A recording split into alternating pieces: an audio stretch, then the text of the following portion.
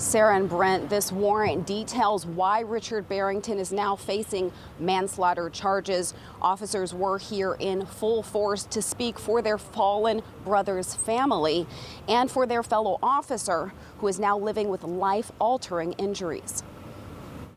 Nearly a week after Officer Brian Kearney was pushed to the wake for Detective Robert Garten, a show of force by Hartford Police at court. The presence of HPD is to signify the family and the surviving officer's commitment to seeing this case through. State's Attorney Sharmise Walcott upping charges against Richard Barrington Jr. Thursday to manslaughter and assault in the first degree.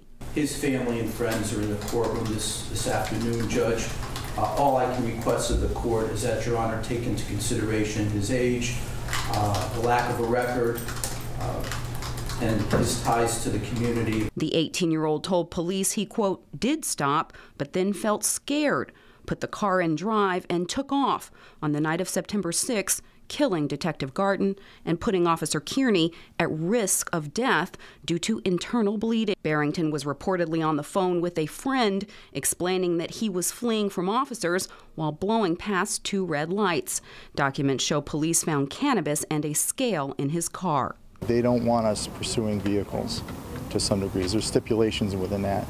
I think they need to balance the scales. Hartford Police Union President James Rukowski says the showing of force by officers is also a plea for judicial and criminal accountability following laws passed in the wake of the killing of George Floyd by Minneapolis police. If you're going to tell us that we can't put the community at risk, well, then I think the people that are driving those cars, like Mr. Barrington did, need to know if they do that, the penalties are going to be increased and not be a misdemeanor.